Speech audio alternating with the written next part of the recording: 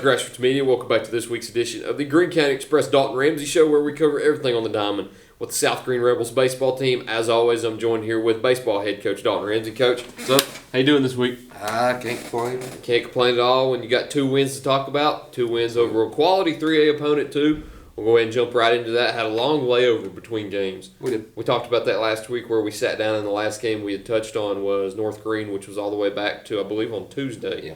And you played Granger on Monday, had a 6-day period where you kind of got to rest, heal up any lingering injuries, kind of go through some things in practice, walked into a doubleheader in Rutledge against Granger, walked out with 2 big wins. How good did that feel leaving on Monday night? Yeah, it feels good. And, you don't do that on purpose. You don't leave a big break like that. Like, we're doing that just to make it, leave open dates for makeups if we have to make them up. But, it felt good. We got to work on a couple of things that we got to use, against Granger and hopefully use going into this postseason tournament, with district starting Thursday for us.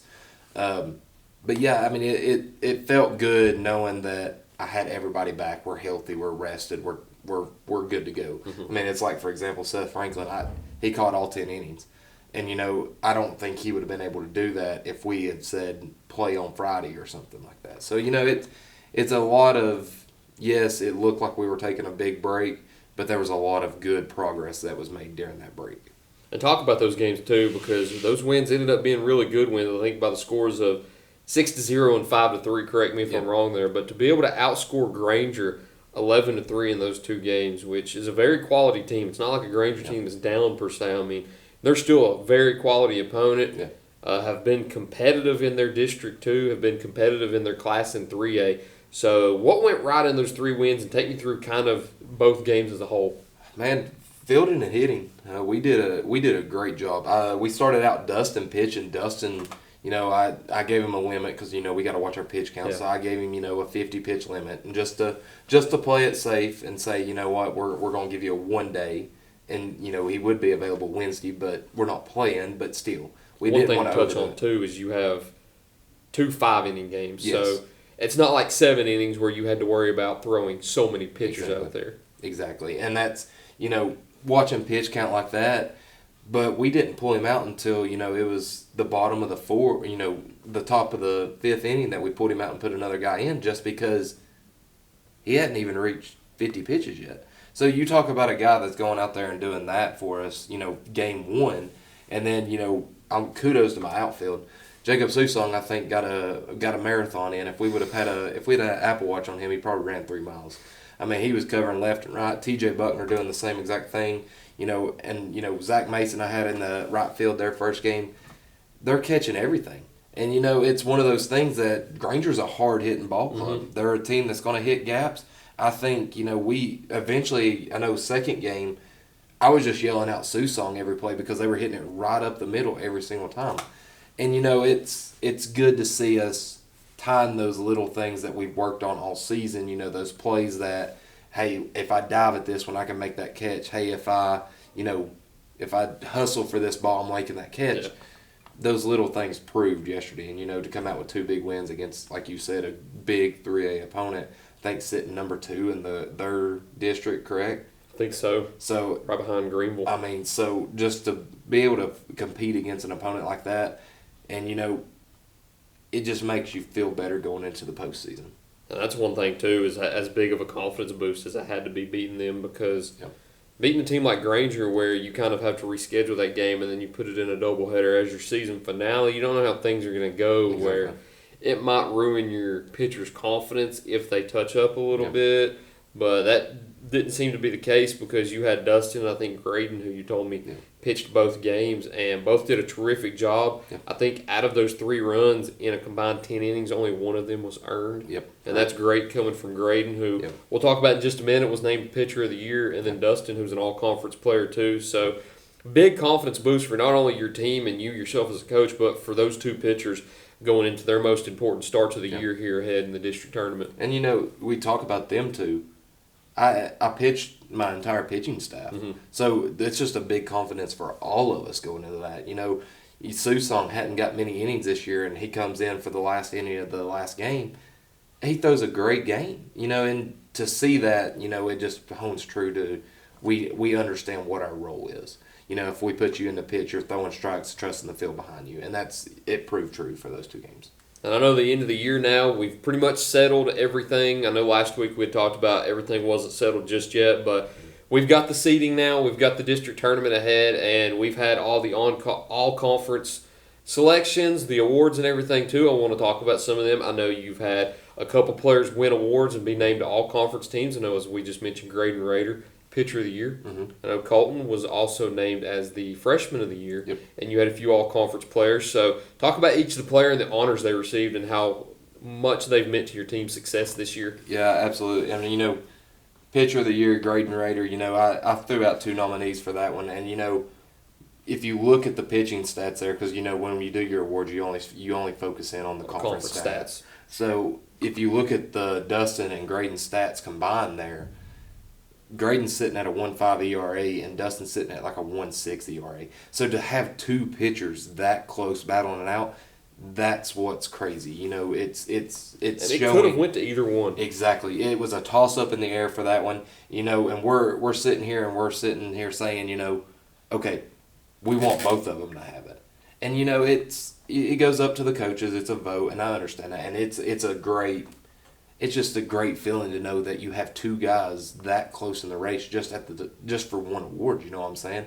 And Colton Fillers, Freshman of the Year, mm-hmm. proven time and time again being the guy that we can count on. He was number 2 hole. We've moved him up to the leadoff.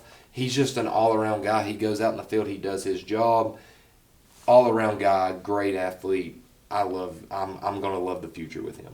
To be able to bat leadoff as a freshman, and also I know have as hot of a start as he had as a mm-hmm. freshman was remarkable. Absolutely, and off season work, it's we sit here and we can only do so much. We're held to limitations about what we can do, mm-hmm. but it's the guys that can sit here and they're saying, hey, let's go out to the field by ourselves and throw. Let's go to the field and go hit. You know what I'm saying? Mm-hmm. I don't even have to be here, and I could drive by one afternoon and I see 3 or 4 of my baseball guys up there on the field actually getting better at something. So it just shows, we care, we want to get better, and that's just awesome to me.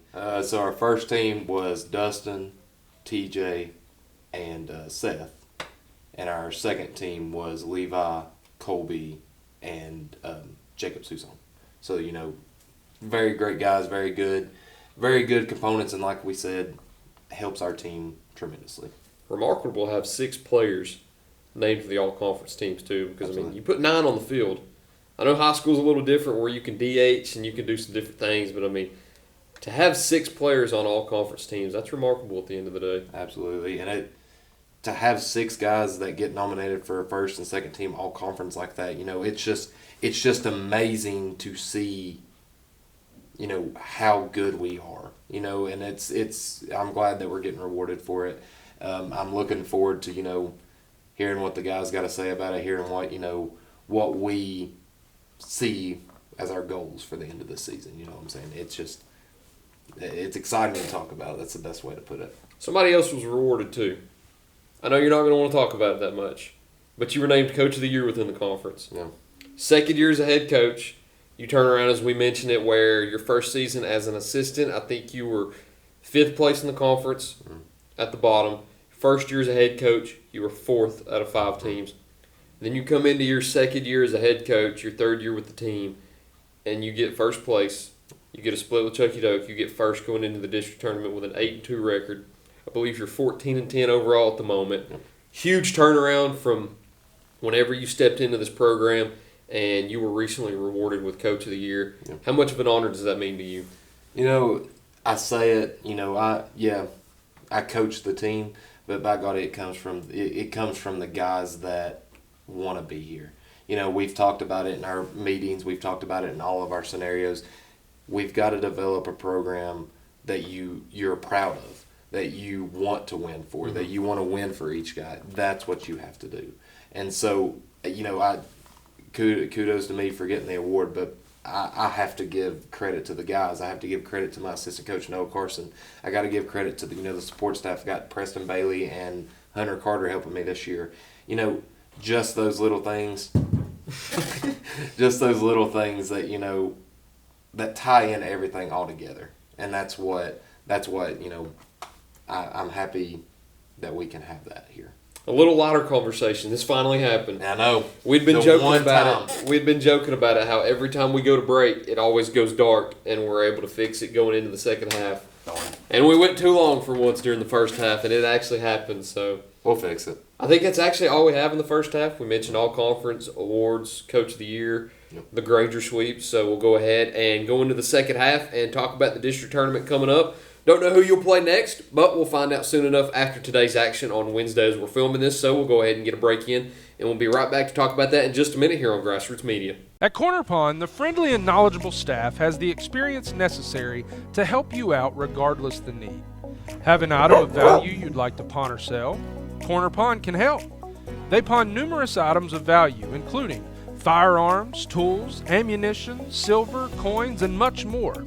When you walk through their doors, you'll find well-stocked shelves full of electronics, gaming systems, fishing and hunting equipment, car audio and accessories. And don't forget about the room full of guitars and basses and amplifiers, or their outside lawn and garden equipment. Corner Pond is a case knife dealer and carries numerous used knives as well. Stop by and let the friendly staff at Corner Pond help you today at 432 East Bernard Avenue, Greenville, Tennessee. Pizza Inn's new Right Way Buffet is open and ready for you and your family. Now with new garlic buttery crust and stuffed crust pizza, along with salads and desserts. It's the best part of your day. The all-day, everyday buffet. Only at Pizza Inn Greenville. Welcome back to Grassroots Media. Welcome back to this week's edition of the Greene County Express Dalton Ramsey Show, where we cover everything on the diamond with the South Greene Rebels baseball team. As always, I'm joined here with Rebels head coach Dalton Ramsey. So you got the 1C locked up going into the district tournament. We're recording this on Wednesday. I'm going to try to get this uploaded tonight. Yeah. I'm going to try to get this uploaded tonight. I'm not going to promise anything. I was toying with what nights I wanted to end up posting it on, but either way, you don't play tonight. No. You've got the 1 seed, so you've got the bye going into tomorrow, where you don't know who you're going to play as of right now. It's going to be either Johnson County or Happy Valley. Yeah. Teams that you've played twice so far this year. One team you swept, one team you split with. Kind of preview both teams, what you can expect or what you expect to expect out of those games if you play either one of those teams. Absolutely. So we'll just start off with Johnson County, as the first series that we played. They're definitely a different ball club than what we saw when we faced them at the first of the year. They're a solid hitting team. They always catch fire here late in the season. They always do what they're supposed to do.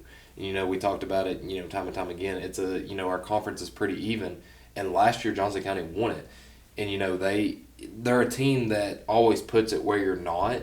So it's kind of difficult to say, what are we going to do for them? Because I feel like if you try to pull off a shift or you try to pick up on some tendencies from them, they're just going to hit it where you're not, and it's going to hurt you more than it helps you. So facing Johnson County, pitching-wise, they're a little bit down, but, we've got to keep our head down and we've got to drive through the baseball. If we do that and we get our timing right in the on-deck circle, I feel like we're going to have a better opportunity to beat Johnson County. Now, Happy Valley, it's a team that we faced. They beat us first game when we played here. It was one of those things that, did we play our best? Absolutely not. Should we have played our best? You should play your best every game you play. You know what I'm saying? It's you want to. It's like I tell the guys, you want to leave everything you have on the field. So if we'll come out with the right mindset, Happy Valley's another great hitting team.